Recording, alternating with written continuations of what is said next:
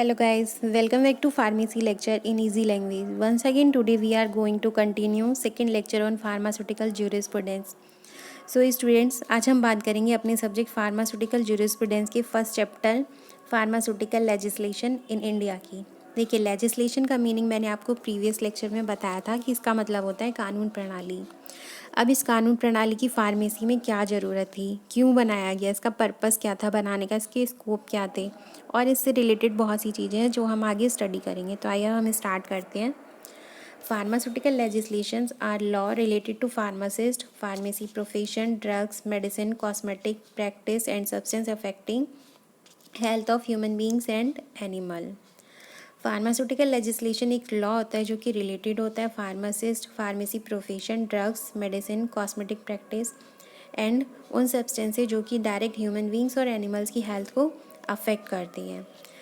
यानी कि लेजिस्लेशन की अगर हम बात करें तो देखिए, अगर ज्यूरिस्प्रूडेंस नहीं होता तो लेजिस्लेशन भी नहीं होता, क्योंकि ये दोनों चीज़ें एक दूसरे से रिलेटेड है। क्योंकि अगर कोई रूल्स रेगुलेशन नहीं होता तो क्या होता है, लोग दवाइयाँ बनाते और उन्हें अपने मनचाहे दामों पर सेल कर देते। इन सब से बचने के लिए लेजिस्लेशन, ये कानून प्रणाली बनाई गई जिससे कि लोगों को एमआरपी पे दवा मिल सके। ठीक, अब दूसरी बात आती है इसका पर्पस क्या था। To ensure that the patient receive drugs of and evaluated for safety and efficacy for their intended result.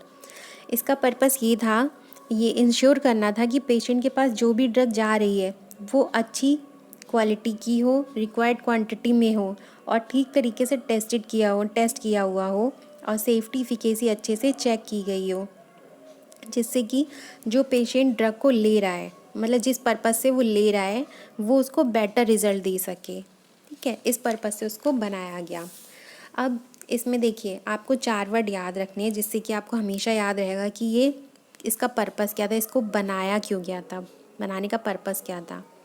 पहली बात, ड्रग्स रिक्वायर्ड क्वांटिटी में हो, मतलब अगर आपसे बोला गया आपको 500 mg की टैबलेट लेनी है तो 500 mg की ही लेनी है। ओके। दूसरी बात होती है टेस्टेड होना चाहिए, यानी कि ड्रग बनने के बाद उसकी सैम्पलिंग होती है, टेस्टिंग होती है, कई स्टेप से निकलने के बाद तब वो दवा हमारी मार्केट में आती है। तीसरी बात होती है इवेल्युएटेड फॉर सेफ्टी, अगर किसी दवा को खाने से कोई साइड इफ़ेक्ट तो नहीं हो रहा है, कहीं वो कोई टॉक्सिक इफ़ेक्ट तो नहीं दे रही है, ये सब चीज़ें हम टेस्ट करते हैं एनिमल टेस्टिंग में।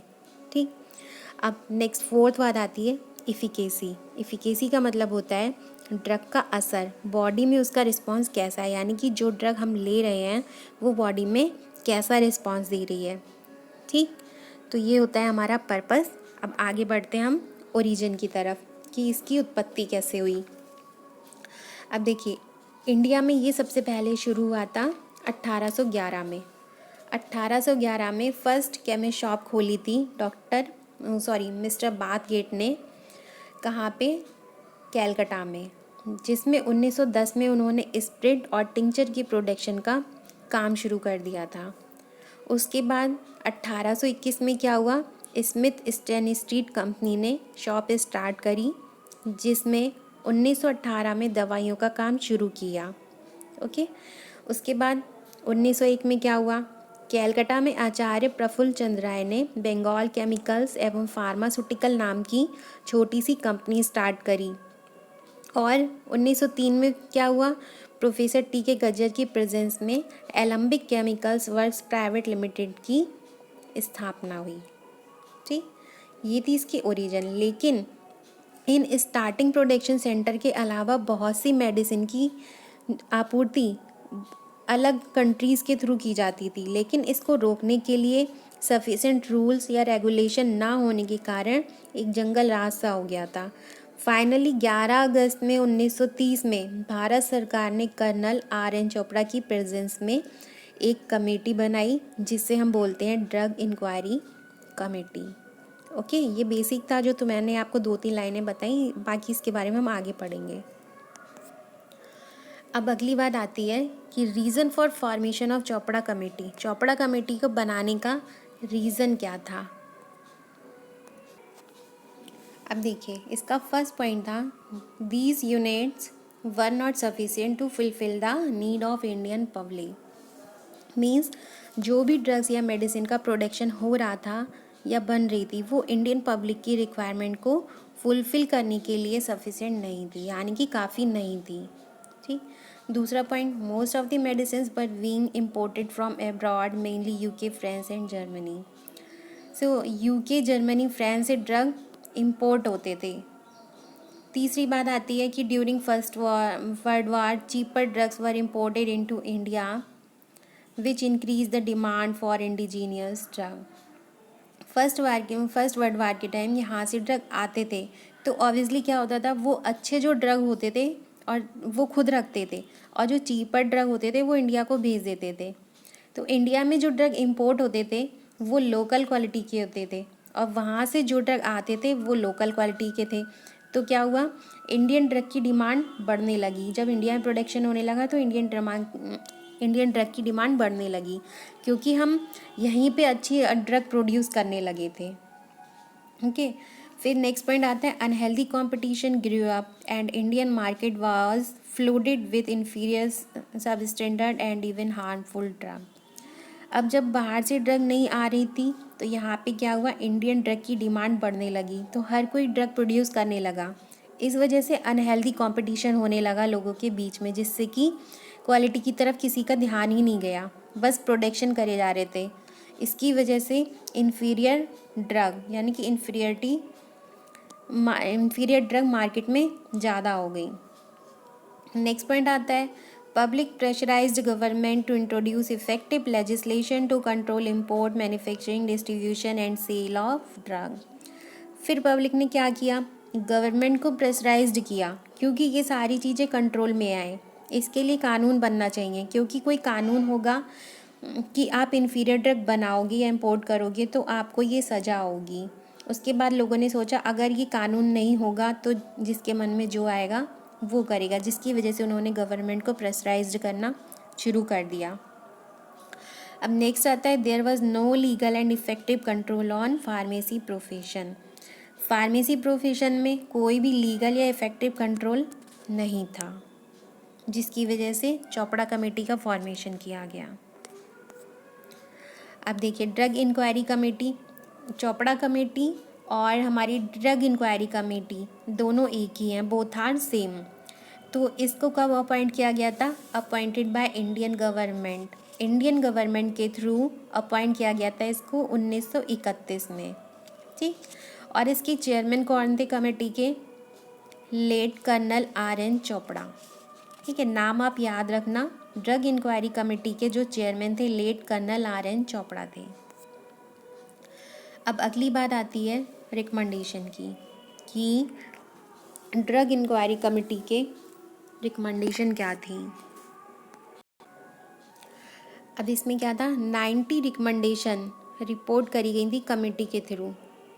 उन्होंने जो उनकी रिकमेंडेशन थी वो सबमिट करी थी उसकी रिपोर्ट, जिसमें 90 रिकमेंडेशन थी, जिसमें कि कुछ इम्पॉर्टेंट रिकमेंडेशंस की हम स्टडी करेंगे। जिसमें कि पहली बात आती है, formation of central pharmacy council and state pharmacy council. Council would maintain the register containing names and address of the registered pharmacist.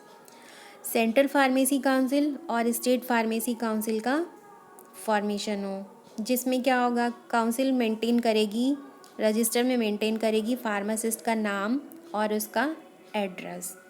ठीक है, ये इनकी पहली रिकमेंडेशन थी। दूसरी रिकमेंडेशन थी कि creation of drug control machinery department at the centre and branches in all state. Drug inquiry committee ने सजेस्ट किया कि एक ऐसा डिपार्टमेंट हो जिसमें कि एक मेन सेंटर बनाया जाए, ड्रग कंट्रोल मशीनरी डिपार्टमेंट का एक मेन सेंटर बनाया जाए जिसकी ब्रांचेस अलग अलग स्टेट में होनी चाहिए। ठीक। थर्ड रिकमेंडेशन थी इनकी, establishment of a well equipped central drug laboratory with competent staff and experts for an efficient and speedy working of drug control department. Establishment यानी कि सेंट्रल ड्रग लेबोरेटरी का इस्टेब्लिशमेंट किया जाए विथ, जिसमें कि competent staff हो, experts हो और ड्रग कंट्रोल डिपार्टमेंट में काम करने वाले एफिशिएंट स्पीडी वर्किंग लोग हों, जो तेज़ी में काम करने वाले लोग हों। ये इनकी रिकमेंडेशन थी। अब अगला आता है कि ड्रग बिल क्या था। ड्रग बिल के बारे में हम स्टडी करेंगे। अब इसमें बात करेंगे हम ड्रग बिल की। ड्रग बिल में क्या होता है, गवर्नमेंट यानी कि ड्रग इंक्वायरी कमेंट्री का इसमें क्या हो रहा था, इम्प्लीमेंटेशन प्रॉपर नहीं हो रहा था। तब पब्लिक ने क्या किया, गवर्नमेंट को प्रेशराइज्ड किया।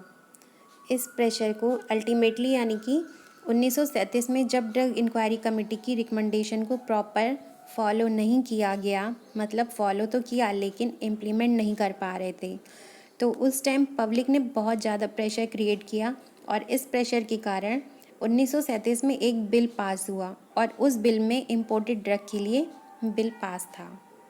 ठीक, फिर उसके बाद थर्ड पॉइंट देखिए, however the manufacture, sale and distribution of drug was not included in bill. लेकिन 1937 में बिल बनाया उस ड्रग के लिए जो इम्पोर्ट हो रही थी, लेकिन मैन्युफैक्चरिंग या डिस्ट्रीब्यूशन सेल को लेकर हमारे यहाँ बिल नहीं बना। Next, committee force the government to include all these aspect. अब ड्रग इंक्वायरी कमेटी गवर्नमेंट को बार बार फोर्स कर रही थी कि इसके बारे में भी कुछ देखा जाए। फिर क्या हुआ, drug bill as a result in 1940 drug bill was again introduced in assembly. इन सब प्रेशर की वजह से 1940 में ड्रग पास हुआ, असेंबली में ड्रग पास किया गया, यानी कि पास हो गया वो। Finally drug bill 1940 was passed, यानी कि 1940 में हमारा ड्रग बिल पास हो गया। उसके बाद क्या हुआ, it came into force as drug act 1940, और जब पास हो गया तो ये ड्रग एक्ट 1940 में आया। उसके बाद बहुत टाइम तक अमेंडेंट होते रहे, यानी कि उसमें संशोधन होते रहे, और उसके साथ कॉस्मेटिक, आयुर्वेदिक, यूनानी, होम्योपैथिक मेडिसिन को देखते रहे। नेक्स्ट है, the present drug and cosmetic act is an improved version of drug act 1940। Present drug and cosmetic act, ये पुराने समय में ड्रग एक्ट 1940 का ही प्रेजेंट रूप है इस टाइम। ठीक है, नेक्स्ट आती है, इसका ऑब्जेक्टिव क्या था, import, manufacturing, distribution, sale drug को कंट्रोल करना। ठीक, फिर आता है 1945 में जो कॉस्मेटिक रूल 1945 में आया, सेंट्रल गवर्नमेंट ने अपने रूल्स दिए और टाइम टू टाइम उसमें अमेंडमेंट होता रहा, यानी कि उसमें टाइम टू टाइम चेंजेस होते रहे। अब अगला आता है कि इम्प्लीमेंटेशन। इसमें क्या था, due to second world war in 1939 there were delay in introduction of the legislation. Next, government was reluctant to implement the recommendation of Drug Inquiry Committee and the public was pressurizing the government. And third point, finally an import of drug bill was introduced in 1937. Next, last, this bill dealt with only import of drugs and manufacturing and sale of drugs was not included. अब क्या हुआ implementation में, अब उन्होंने जो भी recommendation दी वो कब और कैसे इम्प्लीमेंट हुई, ये भी उसकी करीबी हुआ था जब हमारा इसमें भी आधा अधूरा लॉ इम्प्लीमेंट हुआ था, जिसमें से इंपोर्ट के लिए तो कानून बन गए थे लेकिन मैन्युफैक्चरिंग और सेल या इंडिया में इसका कोई भी कानून नहीं बना था। तो ये था हमारा implementation.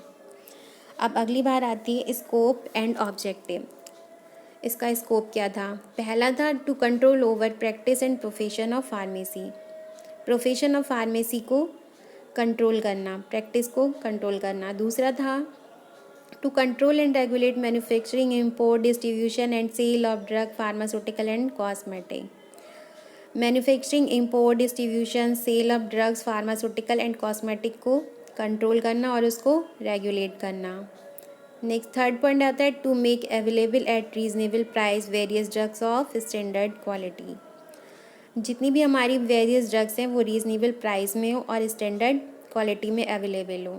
To safeguard public health, public की रक्षा करना और उनको प्रोटेक्ट करना। Misleading advertisement of drugs and magic remedies, यानी कि गुमराह होने वाले एडवर्टाइजमेंट से उनको बचाना, प्रोटेक्ट करना। Next to control and regulate import, possession and sale of poison.